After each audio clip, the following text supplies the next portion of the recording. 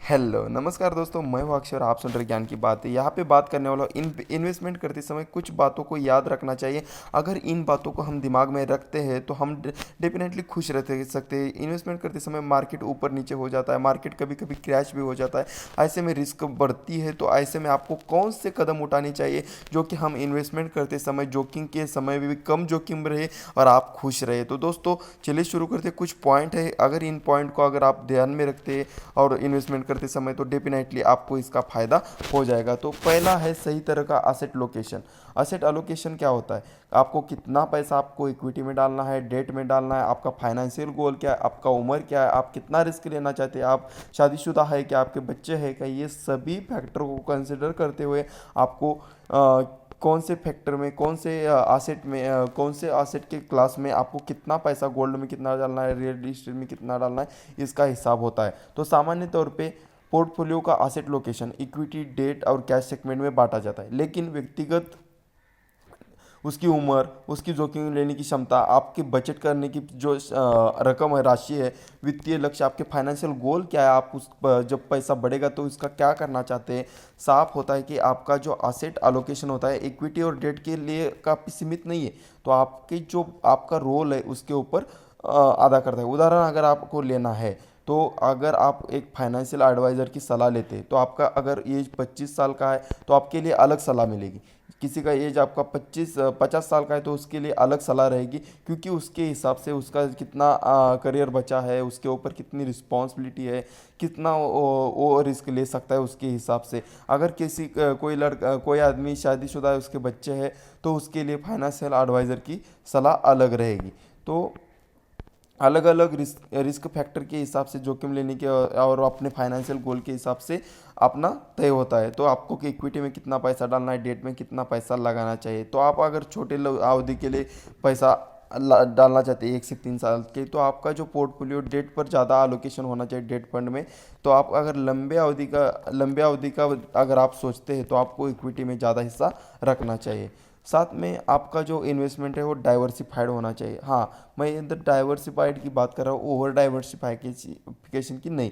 तो अगर आप इन्वेस्टमेंट करते हैं तो आपको अलग अलग इन्वेस्टमेंट ऑप्शन को समझना चाहिए। इक्विटी, साथ में इंश्योरेंस है, गोल्ड है, रियल इस्टेट है, एफडी है, ये सभी फैक्टर को आपको मतलब सोचना चाहिए। इस सभी में इन्वेस्टमेंट करने के लिए आप इक्विटी में 30%, इंश्योरेंस में 20%, एफडी में 30%, रियल इस्टेट में 20%, गोल्ड में 10%, ऐसा आपको डिसाइड करना चाहिए कि कौन से फैक्टर में आपके हिसाब से, मतलब आपको अगर ज़्यादा रिस्क लेना है तो आप इक्विटी में ज़्यादा डाल सकते हैं, आपको कम रिस्क लेना है तो आप एफडी में ज़्यादा डाल सकते हैं, आपको मतलब लंबी अवधि के लिए देखना है तो आप रियल इस्टेट में पैसा डाल सकते हैं। तो यही आपका मतलब डाइवर्सिफिकेशन होना चाहिए आपकी जो आप इन्वेस्टमेंट करते हैं। और इससे साफ होता है कि आपका डाइवर्सिफिकेशन होना बहुत इंपॉर्टेंट है, लेकिन आपको ओवर डाइवर्सिफिकेशन नहीं करना है। ओवर डाइवर्सिफिकेशन मतलब एक ही इक्विटी में आप बहुत सारे 100 शेयर ले रहे, नहीं, क्वालिटी वाले थोड़े ही शेयर आपको बाय करनी चाहिए। रियल इस्टेट में पैसा डालते हैं तो आपको क्वालिटी वाली थोड़ी ही रियल इस्टेट लेनी चाहिए। ऐसा करने से आपका पैसा बनेगा। साथ में अपने निवेश की नियमित निगरानी करते रहे। आप जो इन्वेस्टमेंट करते हैं तो उसकी निगरानी नियमित होनी चाहिए। एक साल पहले बाजार की क्या स्थिति थी और आज बाजार में क्या स्थिति है, ये आप समझ सकते हैं। ऐसी स्थिति में यदि आप इन्वेस्टमेंट पर नज़र नहीं रखेंगे तो आपके पोर्टफोलियो के ऊपर बहुत बड़ी जोखिम आ सकती है। ऐसी स्थिति में इन्वेस्टमेंट को होल्ड करके आपको होल्डिंग को ट्रैक करना है। आपको ट्रैक करना है आपके पास कौन कौन से शेयर है, उनका प्राइस क्या चल रहा है, उसके बारे में क्या बुराई आ रही है, आगे वाले दिनों में ये पर जो बिजनेस है अच्छा करेगा नहीं करेगा, उसको आपको समय समय पे उसका वैल्यूएशन करना चाहिए। और अगर कोई स्टॉक अच्छे परफॉर्म नहीं करे तो उसको निकाल के उसकी जगह कुछ क्वालिटी स्टॉक को आप बदल सकते हैं। तो यही आपको पोर्टफोलियो का संतुलन बनाए रखना चाहिए। साथ में जोखिम उठाने की क्षमता को पहचानें। आप कितना जोखिम उठा सकते हैं, आपके पास कितना पैसा है, आप कितना इन्वेस्टमेंट कर रहे हैं और उसमें से कितना पैसा डूब गया तो आपको चलेगा, कोई फर्क नहीं पड़ेगा। तो इसके हिसाब से आपको आपकी रिस्क को पहचानना चाहिए। बाजार में निवेश अगर आप करते हैं इक्विटी मार्केट में, तो आपके पास रिस्क उठाने की क्षमता तो होनी चाहिए। और कोई भी निर्णय लेते समय आपकी उम्र, आपकी इनकम और आपके ऊपर जो लोगों की रिस्पॉन्सिबिलिटी है, ये सभी को ध्यान में रखते हुए आपको आपकी जोखिम को कैलकुलेट करना चाहिए और आपकी जितनी रिस्क कैपेसिटी है उसके हिसाब से आपको रिस्क लेना है। शेयर बाजार is concern with the risk. Risk factor को समझ के आपको उसके हिसाब से आपको एसेट एलोकेशन करना है और आपका पोर्टफोलियो डाइवर्सिफिकेशन करना है उसके हिसाब से। और आपके पास इमरजेंसी फंड होना चाहिए, आपके पास पर्याप्त लिक्विडिटी बनाई रहनी चाहिए। आपके पास लगभग 3 महीने से लेकर 12 महीने तक, मतलब 1 साल तक जो पैसा आपको लगता है, आज से 1 साल तक आपको जितना आपका मासिक खर्चा है, एक्सपेंसेस है, सब उतना पैसा आपको एकदम लो मतलब हाई लिक्विडिटी वाले फंड सेक्टर मतलब असेट में लोकेटेड करना चाहिए। आपको कभी भी आपका मन चाहे, आपको कभी भी ज़रूरत पड़े तो आपको उसको निकालने में कोई दिक्कत ना आए। आप उसका एफडी कर सकते हैं या आपके सेविंग अकाउंट में उसको रख सकते हैं आसानी से। आपको जब वो पैसे की ज़रूरत पड़ेगी तो आप उसको निकाल सकते हैं। तो पर्याप्त लिक्विडिटी के लिए आपको जो इमरजेंसी फंड है उसको आपको लगभग 1 साल तक का या 6 महीने तक का आपका जो एक्सपेंस है उसको एफडी करके रख सकते हैं। तो बाज़ार में उतार चढ़ाव हो सकते हैं, तब आपका अगर पोर्टफोलियो डाउन में है तो आपको लॉस में शेयर बेचने ना पड़े, इसके लिए ये प्लानिंग करना बहुत ज़रूरी होता है। तो ये बात आपको